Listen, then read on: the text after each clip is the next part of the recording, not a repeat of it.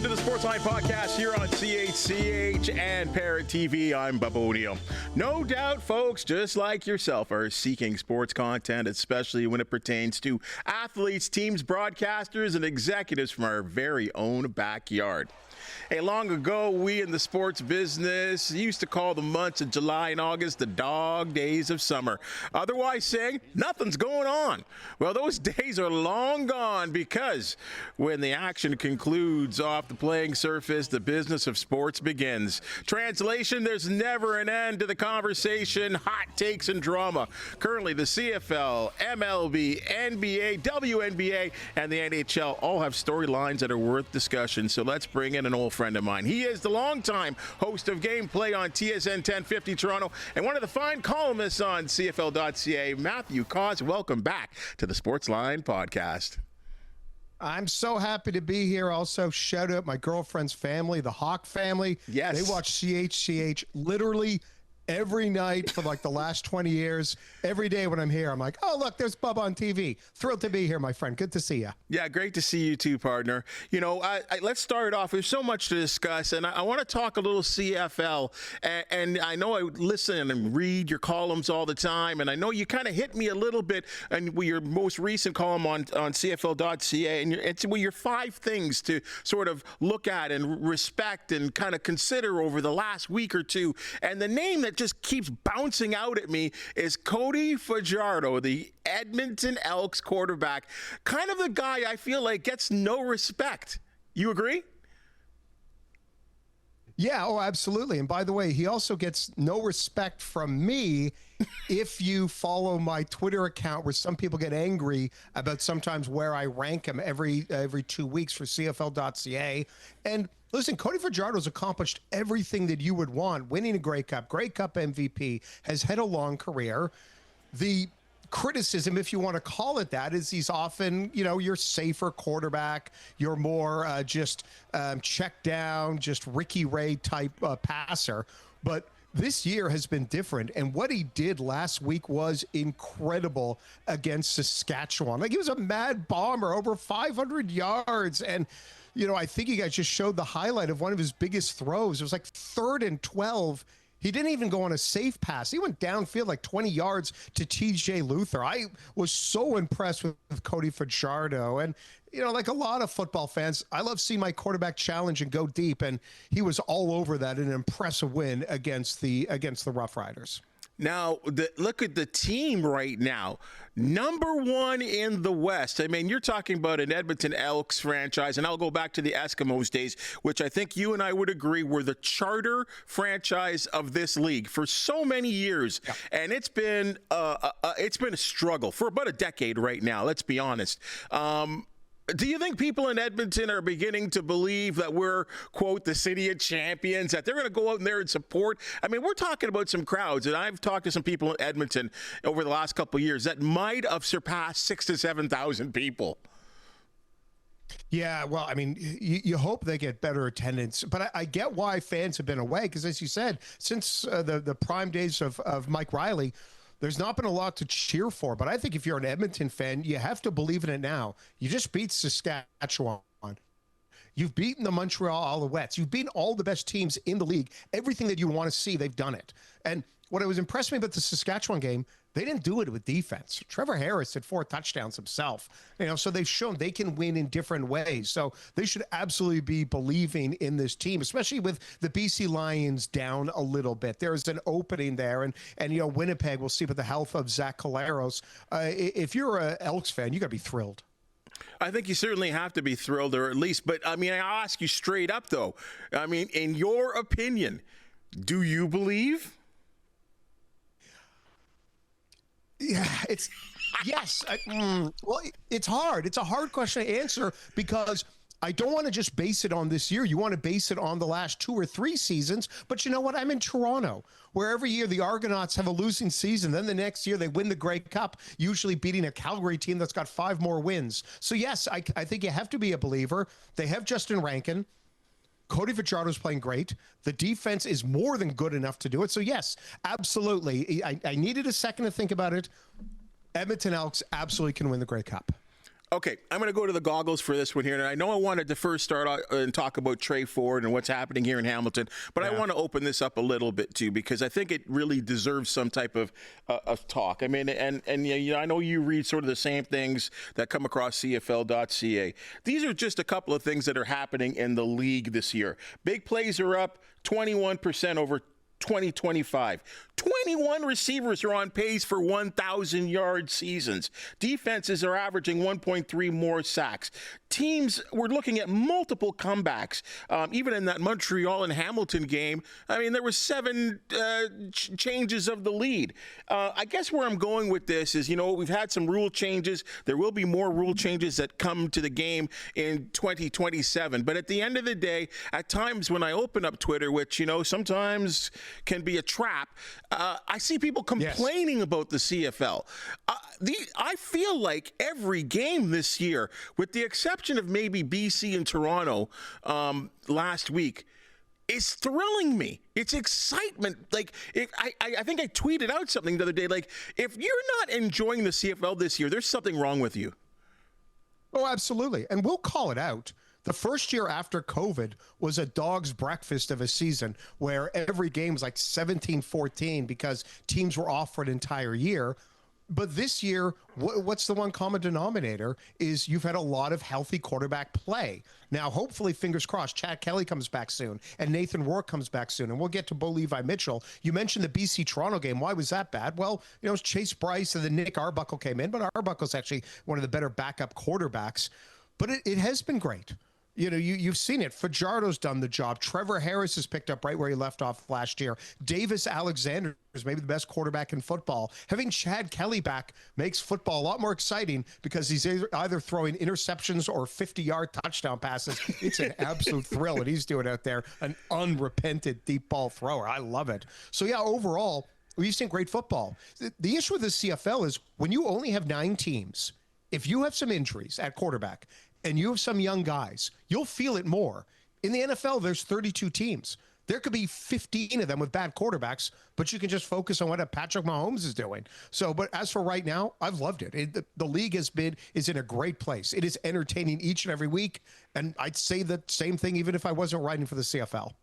Okay, I'm giving a check mark to Commissioner Stuart Johnston. Are you agreeing with me? Yeah, absolutely. And listen, when you make rule changes, you're going to get fans that are going to be upset. And I get it. And Twitter, I try not to put too much stock in Twitter. Twitter is usually angry. You know, I think the one fear everyone has is you just want to make sure this is a 3-down league. If you're changing the yardage, I get why people are upset, but I think it's more fear of this league needs to always be 3 downs. And then after that, it's nothing but checks for Stuart Johnston, looking for other ways to generate more revenue. Now just get a team out east, Halifax, St. John's, whatever. Please get that 10th team. It's always weird with a league that has an odd number of teams. Yeah, it's going to be really in effect next year when only one team doesn't make the playoffs. I'd like to see it at least be 2 for crying out loud. But hopefully that is to come. Here in Hamilton, obviously, there was a lot of shock and awe. Bo Levi Mitchell goes down in the game against Winnipeg. It looks bad. Oh, my goodness. He needs surgery. Could be season ending. The Ticats aren't saying anything. I do know Bo just got his cast off, says he's feeling fine. So that's good news, but there was a feeling, and is a feeling for many, that the season is over. They tried the Dolagala experiment. That failed miserably in Saskatchewan. And then there's Trey Ford, a much heralded quarterback. Heck, Crichton winner. We want to support Canadian quarterbacks. I need your assessment of number 5, please. Yeah, and by the way, I just got word from Jesse Marsh. He says Bo Levi Mitchell may be ready, or they may use him as a decoy in the weeks to come. Okay, let's be honest about Trey Ford. And I'm going to be honest with my own biases. I'm rooting hard for this guy to succeed because the story, and Nathan Rourke's a great story, but Nathan Rourke, his college days were down south. Trey Ford was here in Southern Ontario. And we've seen great moments, both as a runner and as a passer. We are rooting for this to succeed. but it didn't in Edmonton, despite some fun moments. And look how great Edmonton is doing with Cody Fajardo. A year ago, all of us were thinking Trey Ford was going to be better than Fajardo, but it hasn't worked out that way. And there still is plenty of time. He's young, and hopefully there's going to be patience. I thought he looked really good against Toronto. Not so good last week. His one touchdown to Kenny Lawler, that was a screen pass that Lawler took 33, 34 yards for a touchdown. He's always going to have the mobility, but he's got to be able to find a way to be more productive on 1st and 10, passing the ball. But it's a great team he's got there in Hamilton. There's a lot of weapons he has to play with that wide receiver. I'm hoping it works. We all are, partially just because that's a great story. It's an easy story to sell, especially, as you mentioned off the top in your intro, in the quote-unquote dog days of summer. Trey Ford doing well is better for everyone. Let's switch gears to Major League Baseball. And, of course, there was a love affair with the Blue Jays coming within outs of winning a World Series not even a year ago. I mean, the buzz around this team in spring training, the opening day excitement, the sweep in the first series.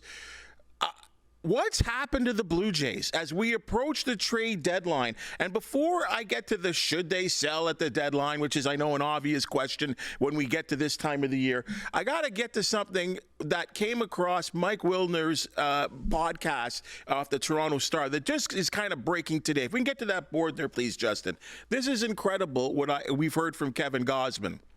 We're just not nearly as close-knit of a group as we were last year. Every single person here is frustrated, annoyed, mad, but it is what it is.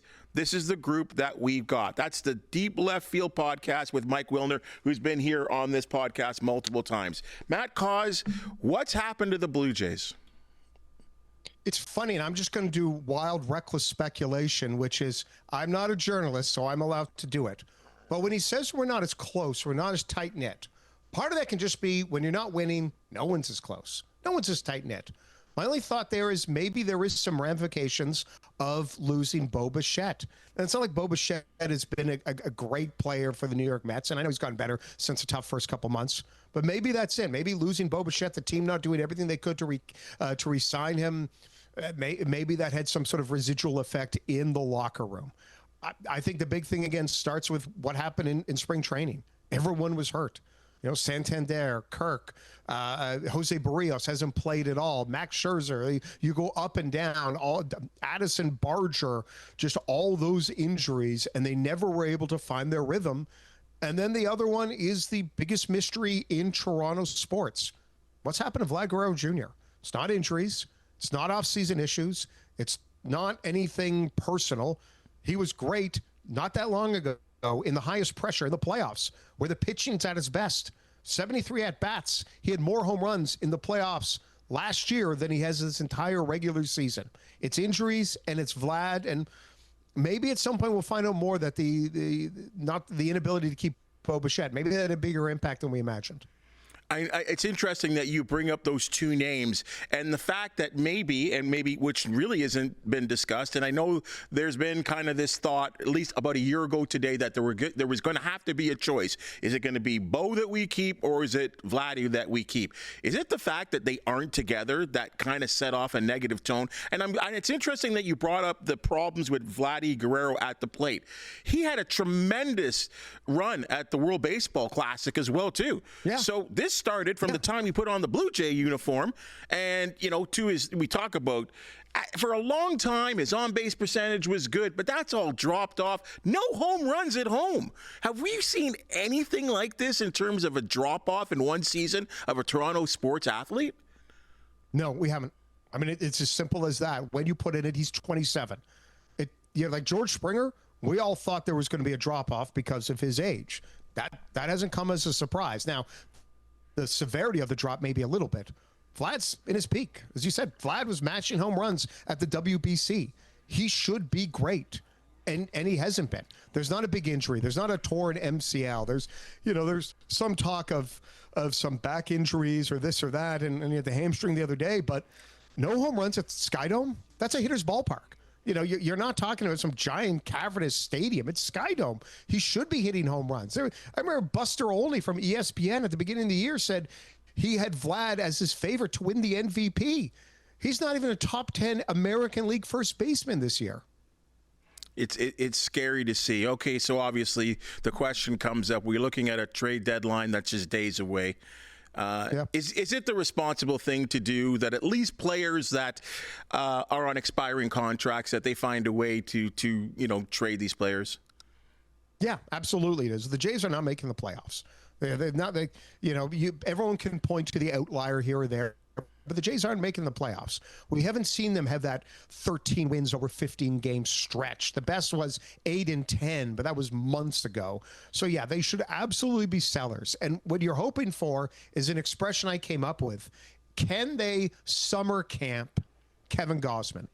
And by that, I mean, some parents, they send their kid to camp for 2 months, and then come the fall, the kid comes back home and goes to school. Well, Gausman goes somewhere else, go to Philly, go to wherever, try to win a World Series. Then after the World Series is done, we'll bring you back here. But Toronto has to look at moving him, Varsho, George Springer. I mean, those obviously are the main ones. Maybe Jeff Hoffman as well. As long as Louis Varland is not included in a trade, that's the one that makes no sense to me. And also, if you can't get much for Shane Bieber, why not keep Shane Bieber, keep pitching him every 5 days, keep letting him work with the Jays staff, try to develop him back to who he was just a couple of years ago. And maybe that gives you a better chance of re-signing him. And by the way, if it doesn't work, if Shane Bieber goes out there and is bad, well, then he moves on anyway. So Bieber is the interesting name. I don't know if I would move on. Don't move on Louis Varland. Pretty much everyone else is up for debate. Do you put any of this on the manager? A little bit, maybe early in the year, there seemed to be a little too much trust in Jeff Hoffman, but beyond that, this goes on the players. There's just too many players not living up to expectations and too many players that have been injured this year. I can't even really blame Ross Atkins, and I would love to. This is the summer. Getting angry at Blue Jays management is a delightful thing to do. But they brought in Dylan Cease. He's been good. They brought in Tyler Rogers. He's been good. Okamoto just set a record for the most home runs by a Blue Jays rookie. So I can't even blame this on management. Let's switch sports to something that's going on in the NBA, and it has been wild. LeBron's move, Giannis is moving, Kawhi is moving. Oh, maybe he's not moving. The Raptors just released their preseason schedule, which also includes a game in Vancouver against the Clippers, which is just nuts. Kawhi, no Kawhi, is this trade going to happen? Do you want it to happen? Was Bobby Webster out of his mind? No, Bobby Webster wasn't out of his mind. I want this trade to happen. Kawhi Leonard averaged a career high in points per game. Kawhi Leonard solves the main issues with the Raptors: half-court offense, shooting, three-point shooting, offense creation in the half court in the final 5 minutes of a close game.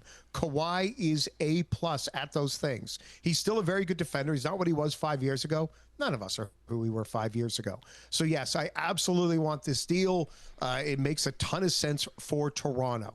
I look at this whole thing as an embarrassment of the NBA, where this all came up because of a podcast. Because Pablo Torre Finds Out podcast. This didn't come out because the NBA was investigating. And now they've gone 11 months and there's no solution. And news is that it could drag to 2027, where just 2 weeks ago, Adam Silver was saying this will be done by the start of the year, by the end of summer. What's happened in the last little while? How much is the union going to fight over whatever sort of punishment might befall on Kawhi Leonard? It's ridiculous. And then the other thing I wonder about, how much is Adam Silver... How much is he worried about angering Steve Ballmer, the richest owner in North American sports, a guy who built a stadium out of his own money, didn't even try to fleece the local tax-paying citizens of Los Angeles? And why weren't they more upset over this last calendar year over what the Clippers may or may not have done with salary cap circumvention? It's all very curious, and I don't know if we're ever going to find the answers. But can we please have Kawhi Leonard on the team by the time the Raptors are playing a preseason game in Vancouver on like October 10th, somewhere around there, which is the most anticipated preseason game in the NBA history that I can think of. there are all these terms that are coming out of this sort of controversy, salary circumvention. Like, these are phrases well beyond my knowledge, right? Like, what, like, isn't this happening in every sport? Like, did the Clippers do something that was so evil that didn't, how is this taking why is this taking so long, Matt? It drives me crazy. Well, I think it goes back to the fact that maybe Adam Silver, maybe they're worried about what they're going to find. Maybe this has gone on with other owners and other organizations. And if that is the case, then you can see why there's hesitancy to put any punishment, to come to any final sort of conclusion. Also, like Pablo Torre, that they keep releasing episodes. They have evidence. They've done the work. So the NBA can't let this slide. Like, that's a part of this. They can't just hope it goes away. Like so many other controversies in sports all across North America, they've got to do their due diligence because the journalists are there doing their due diligence. And the funny thing is, in some ways, I love what Pablo Torre is doing. I love that journalism is actually making a difference and is, up to the standards it should be at. But because I'm a Raptors fan, I'm kind of like, hey, Pablo, go investigate Bill Belichick. Leave us alone over here, which is totally hypocritical by me. Let's change gears to the final topic of one that I think is, very to our hearts.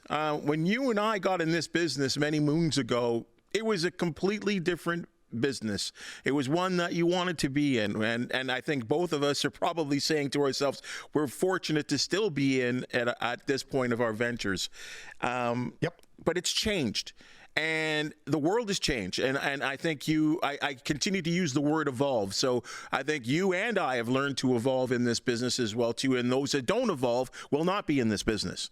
We're seeing a trend on TV and radio, but we're seeing deals now where Rogers now signed a 12-year deal with the National Hockey League. And then this week we find out about a deal to Amazon where there's Wednesday night hockey that'll be in English and French. And amazingly, Sportsnet sold away playoff games in the first and second round. We're also seeing the CFL on DAZN, the NFL Network, and ESPN have kind of merged.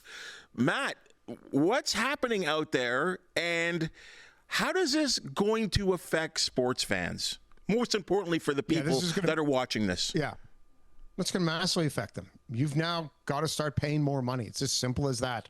We grew up, all the games were on the same channels that we knew. They were on ABC, NBC, CBS. They were on Sportsnet. They were on TSN. We knew where they were, and we paid money for it. We paid money for those services, but now it's getting fractured. When we talk about the salary cap going up in the NHL and Macklin Celebrini, now his new deal, and Leo Carlson, well, where does that come from? It comes from TV money. It comes from revenue from streaming services. It comes from Amazon Prime. It comes from Netflix.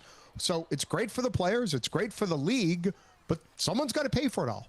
And who is it? It's us. It's us, the fans.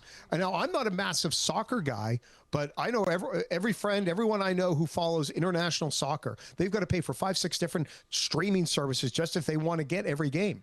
And it's going to kind of be the same way here, where you're going to have Netflix, you're going to have Amazon, and you're going to have just your normal traditional cable packages, and everything's getting fractured, and it's a shame. But that's the evolution of sport, and the leagues are going to push it as far as they can until they get some sort of backlash.